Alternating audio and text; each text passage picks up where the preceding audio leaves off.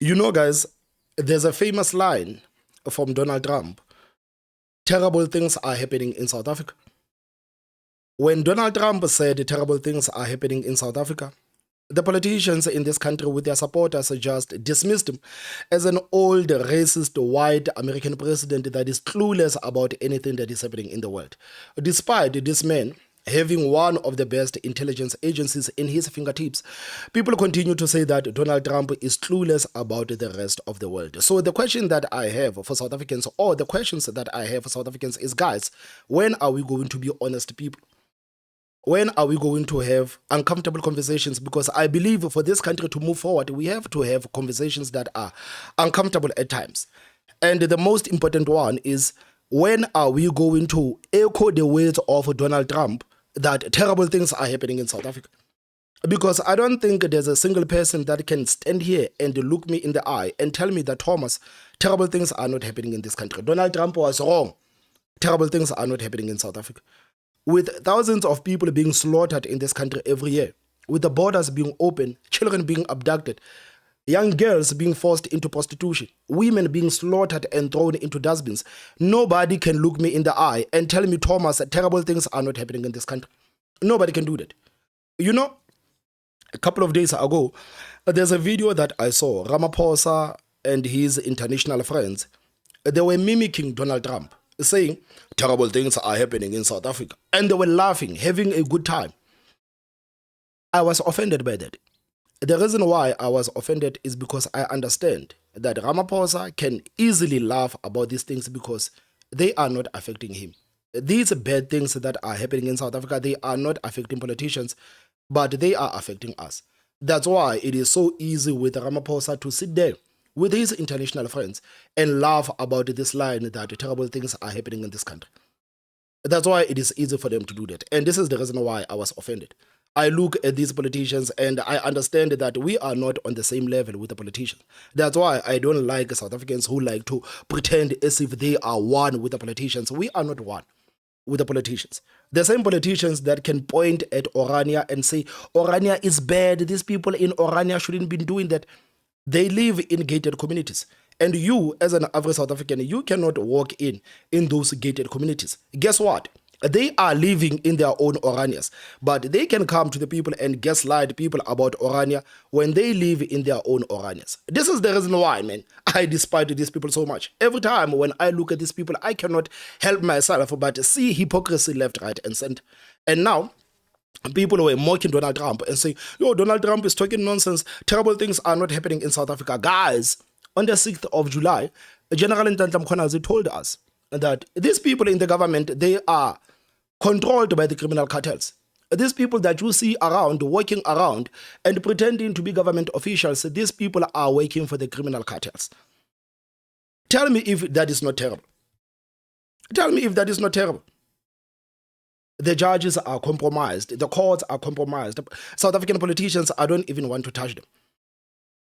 All of them, they are compromised. The people of this country are on their own. And maybe I'm the first one to admit or echo the words of Donald Trump that terrible things are happening in this country. Terrible things are happening in South Africa. We lead with this at 9 p.m. In November, Marius van der Merwe testified before the Madlanga Commission with his identity hidden as witness D. He made revelations regarding the rot in the Ekurhuleni Metro Police and the private security sector. The former police reservist implicated suspended EMPD Deputy Julius Mkhwanazi in a murder.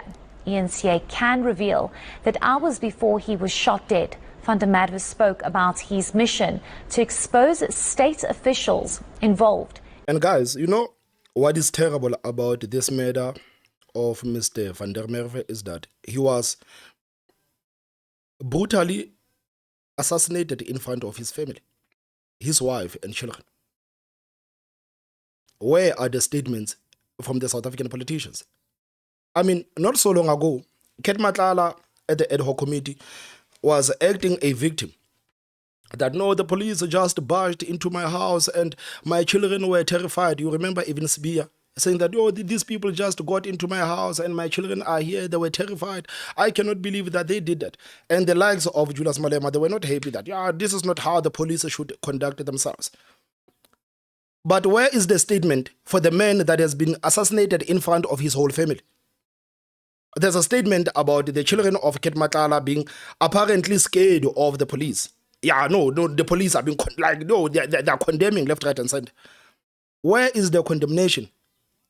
Where is the condemnation right now? Why? And this is where race politics has actually gotten us. I always said, man, that if there's one thing that is going to kill this country is racial politics. Racial politics is going to kill this country.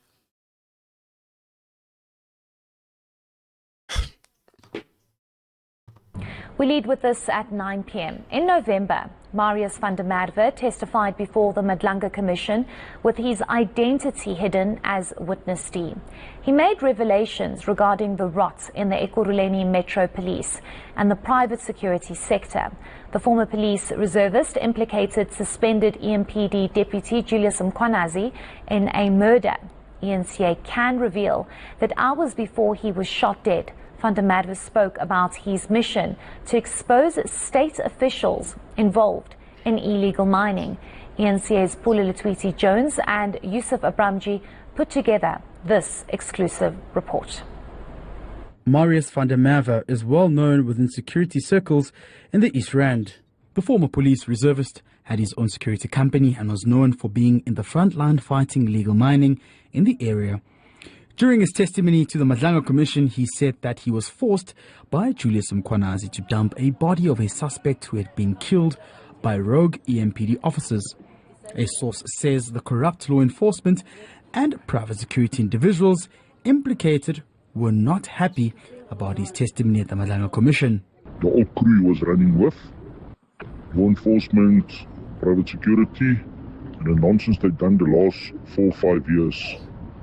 And he's a star witness now. So the fear under that group must be immense. And they fear for what's coming. Van der Merwe was active in the security industry against illegal miners on the West Rand. He was forced to leave the area after receiving a number of threats. He then relocated to the East Rand, where he was again in the front line, taking on Zamazamas. Another source says these Zamazamas were on his tail. Weeks before he appeared at the Madlanga Commission, there was already an attempt on his life. 2 suspects tried to kill Van der Merwe while he was patrolling for Zamazama movements. Van der Merwe opened an attempted murder case with the police. So Flom ran away from the West Rand.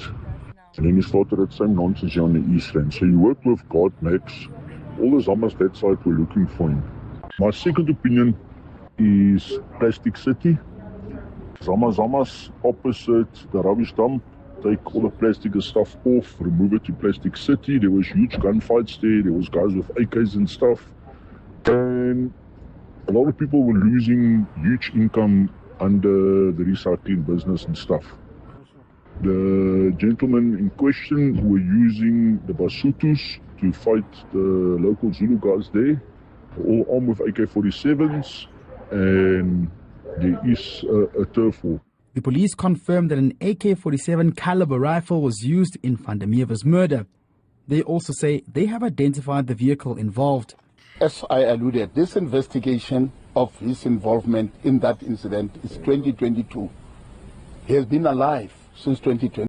Guys, am I wrong to actually think that the police are involved in the murder of Mr. Van der Merwe?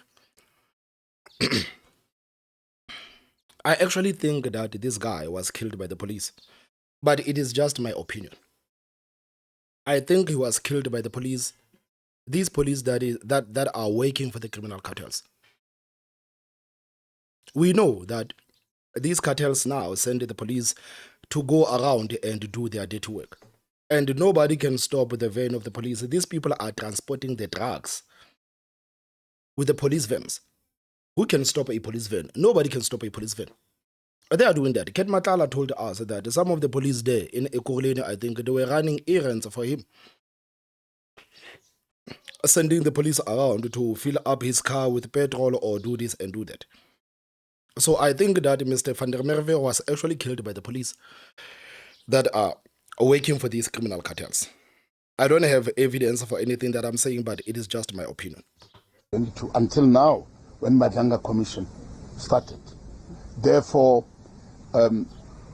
currently he didn't need protection for himself, and people cannot be forced to go to witness protection. Hours before he was gunned down in full view of his wife, Van der Merwe contacted ENCA requesting an interview, saying he feared for his life. He confirmed that he arranged a digger to close illegal Zamazama holes earlier this week in Benoni. Sir, I've seen your post on the Zama that was allegedly buried alive in Benoni. I'm the person that was there. Obviously, there's things that transpired beforehand and afterwards, and I would like to talk to you about it. I would like to get my story out in public in terms of the role players from state that's facilitating the illegal mining problem, the key stakeholders that's facilitating this. I've got all the intelligence on that. Most of the speculation as to the motive around the killing is about his Madlanga Commission testimony, but police also haven't ruled out the possibility it could be linked to his anti-Zamazama operations.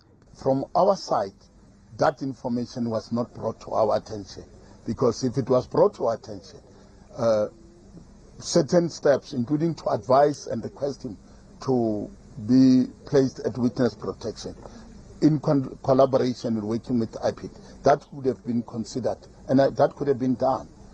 You know, guys, these people continue to talk about this witness protection that Mr. van der Merwe didn't want anything to do with. And some of these people are trying to pin his death on himself, to say, no, but it's your own fault, because why didn't you go into witness protection? Guys, how does anybody expect van der Merwe to go into witness protection, to be protected by the same people that he's exposing? How can anybody expect Mr. van der Merwe to go into witness protection, to be protected by the same people that he's exposing? And he knows how deeply corrupt these people are. He knows. And this is the reason why the whistleblowers are being killed in this country. This is the reason why some of these whistleblowers say, no, I don't want to be in any witness protection. If they kill me, they can kill me, but I don't want to be in any witness protection, because if you are in the witness protection, then they know your every move. Everywhere you are, they know you. And they know you because, no, we have to protect you. But the same people that have to protect you, they are reporting to the same people that you are exposed. This is how insane it has actually got.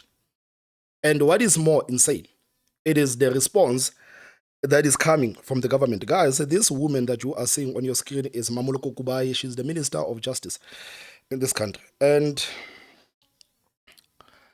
you know, man, like sometimes the less said about these people, the better, man. The less said about these people, the better. Because now, the Minister of Justice is going to try to blame the Madlanga Commission and saying, you know, this thing of having these people testifying on national television, like it is all, like she's basically blaming this thing on Madlanga Commission. And they are not taking accountability as the government to say, but guys, let's be honest, we are not doing an honorable job protecting the people that are whistleblowing. Just listen to this gaslighting, man. Like I honestly couldn't believe my ears when I heard this, man. I do fear for the witnesses, and I'll tell you this why.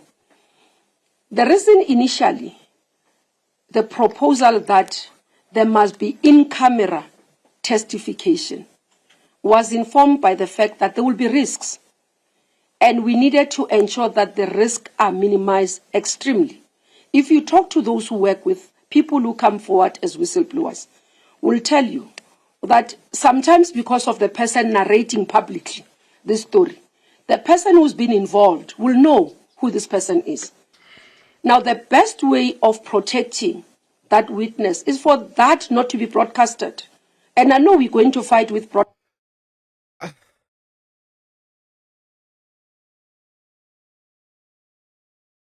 It is not the matter of these testimonies being broadcasted. Babita was never on camera. She was murdered. That guy, that accountant guy from Pretoria, I think is Tebo Mafule, he was murdered. It has absolutely nothing to do with the testimonies of these people going on television. But it has everything to do with the fact that these people are not protected. And somehow we are learning from the well-qualified minister of the ANC that no, man, you know this thing of putting these testimonies in camera, they are putting people's lives at risk. But then what do you say to the cases like Babita? Because Babita was never on any commission exposing anybody, but still she was murdered.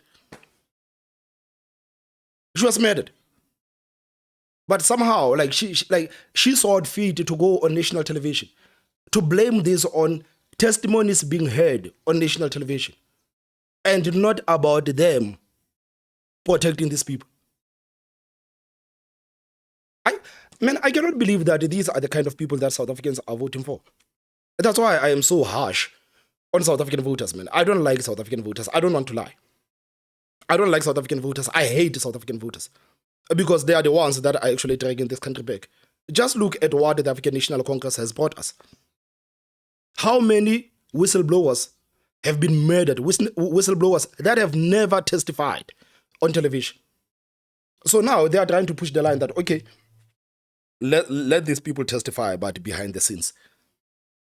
As if the people that are implicated are not going to know what is said in those closed rooms. They are going to know.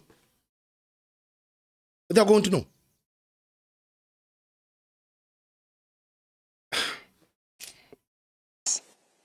And we needed to ensure that the risks are minimized extremely. If you talk to those who work with people who come forward as whistleblowers, will tell you that sometimes because of the person narrating publicly this story, the person who's been involved will know who this person is. Now, the best way of protecting that witness is for that not to be broadcasted. And I know we're going to fight with broadcasters. Babita was never on camera, but she was never protected. Case closed. Babita was never on camera, but she was never protected. Case closed.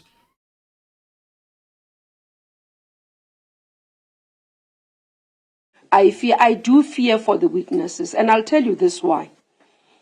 The reason initially, the proposal that there must be in-camera testification was informed by the fact that there will be risks.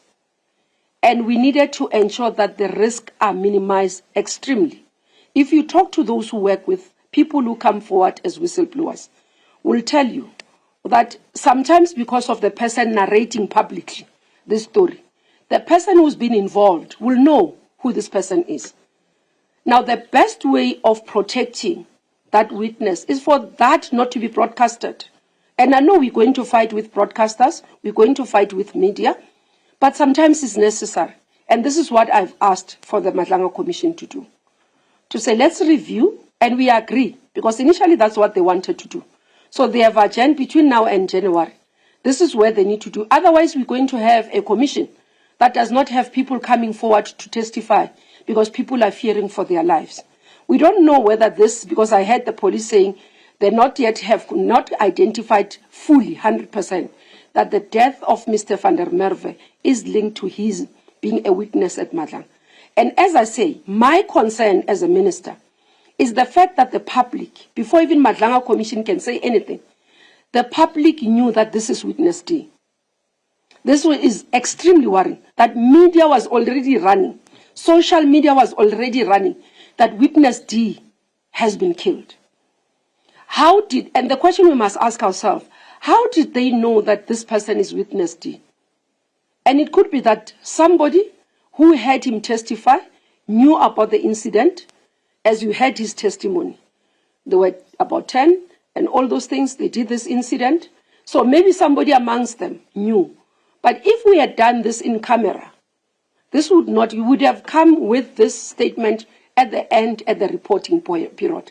So my appeal to the media today, I know, and I'm prepared for us to have a meeting with media houses to review the issue of us broadcasting these witnesses, to review how we have approached the courts for a litigation to broadcast these testimonies. I am willing to meet. I know Judge Madlanga is willing to meet, because all of us must take the cap of being patriotic South Africans. All of us must think first about those witnesses and their families before anything else. That's why in my statement I started by saying public interest can't supersede the life. And that's why we must go into that area. You guys, don't you get a headache sometimes when you listen to these people? When you listen to the stupidity that is coming out of their mouth, don't you get a headache? The whole Minister of Justice is worried about the media. She's not worried about how the people can be protected. And she says the best way to protect these people is to have them testifying, but not on national television. That is the best way to protect the whistleblowers. Not giving them the protection they need. This is your Minister of Justice, guys. This is your Minister of Justice. So I want you guys to tell me, do you think that terrible things are happening in this country or not? I seem to believe that terrible things are happening in this country. And if you think that Donald Trump was wrong to say that terrible things are happening in this country, make your own arguments. Guys, please step out to the comment section. Don't forget to hit the like button at the most important part. Subscribe. My name is Thomas Mabaso. I will see you next time. Bye-bye.